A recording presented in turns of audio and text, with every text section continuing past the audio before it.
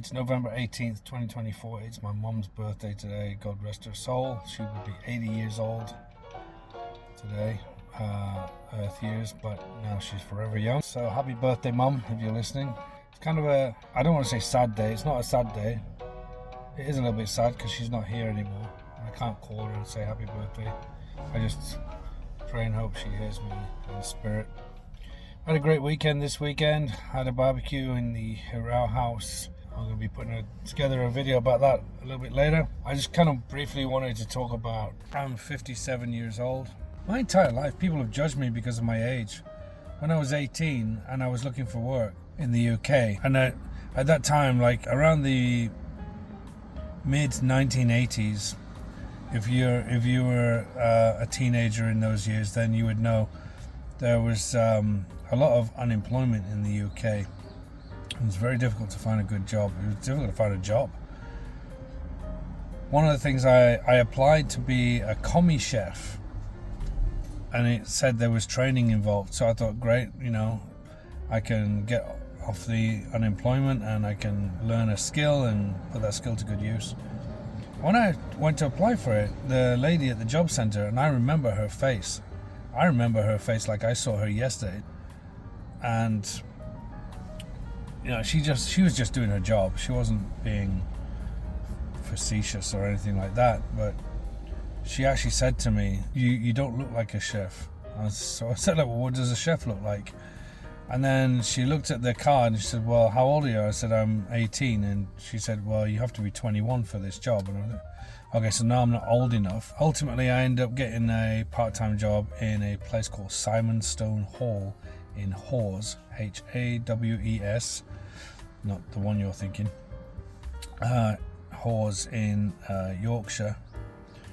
And it was a living position as a silver service / bar worker, and I thought, great, I'll give it a shot. It was time to move out of home, so that's what I did. I moved there, and it was a beautiful place. It still is a beautiful place as far as I know. It used to be owned by a member of Parliament called Sir John Jeffreys, and I always remember Sir John Jeffreys fondly as Colonel Sanders, because that's how he used to dress, and he actually looked a lot like him.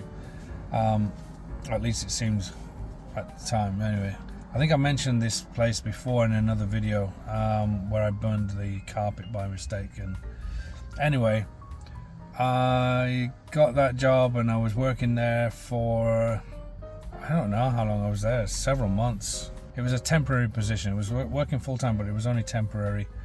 And then I found another job in a hotel called, might be in the Painswick Hotel, Painswick in Gloucestershire. Beautiful, beautiful place. I stayed there for quite a while. However, I ended up quitting that job because the owners were a little less than friendly, and their head chef, Malcolm, had been with them for a very, very long time, and he noticed that they were being very abusive towards me at the time. And I used to have very long hair. And if you know anything about psychedelic rockabilly, that's what I was into at the time. And they didn't like it. So I cut it off because I wanted to make sure I could keep my job. And then they complained because some customers loved coming in to get served by this handsome young guy with long hair. And unfortunately, they didn't like it. They started getting really nasty with me. And so anyway, Malcolm saw this one day and he quit. And that was it for me. I couldn't work with somebody else as a head chef there because Malcolm was a great guy. Big guy too, but the guy was a superb cook. The lady in the laundromat said to me, your laundry's done. So anyway, I was about 18 or 19. I would have been about 19 at that point, and then eventually I moved back north to Yorkshire. Had my first driving lesson on my 19th birthday. Applied for some jobs. I applied to join the army, and then I backed out of that because they filled you full of crap when you go to the recruitment office. And, oh yeah, you'll travel all the world, and I knew for a fact with one of the local regiments, the 8th Signals, they were telling me that, yeah, you're going to go to Germany, you're going to go to Cyprus, all these different places. And I knew for a fact that the first year would have been either in Catterick, where I grew up, or Catterick and Northern Ireland.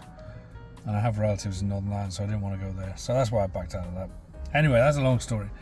And then when I got to 21, and I had a big life-changing event around that time of my life, and then I was applying for jobs and I was told I was too old. It's been my whole life. Eventually I got a job through an agency, a part-time job. I went to college at 22, got a part-time job through an agency to work in an office at University of Central Lancashire in Preston, and I worked there I worked in the buildings office for about 6 weeks, 7 weeks, and that job turned into almost a year, and then that was definitely coming to an end, and there was another job in the admissions office, and I applied for that and I got that, and I was there for a year and a half, and my boss Neil sponsored me to go into a degree program, so I'm forever grateful to Neil for that. Yeah, and then when I was applying for jobs, I kept getting told I was either not enough experience or I was too old. I couldn't win. So eventually when I graduated, I worked for a government office in Preston for about 1 year. My job was dealing with management expenses and being responsible for paying back management accounts. Basically, I enjoyed that job. It didn't pay very well, but I enjoyed it because dealing with a lot of toffee-nosed people who would like fly business class or first class from Manchester to London or London to Newcastle. So my job was to give them back the bare minimum expenses for their travels. So I would just give them bus fare or train fare, and they would get really irate. But that's what the country was about, you know, and still is. Like these overpaid, underworked politicians spending our tax money on their luxury lifestyle. Anyway, I digress. And then I got a job. I had an interview to come and work for Nova in Japan. Originally I was accepted on the JET program, and I had to bin that because my mum was taken into hospital and I had some personal stuff going on at the time, and they said I could defer for a year, but when I applied a year later it was like a no-go. So I got a job through another English school here, and that lasted 3 months when I got here, and then I did a bit of school hopping for a little bit, and then eventually set up a business on my own, and I've pretty much been working for myself ever since. Damned if you do and you damned if you don't. So alright guys, well, just a little bit of a rant there. I'll be getting that new video out as well, but thanks for watching. I'll see you guys real soon.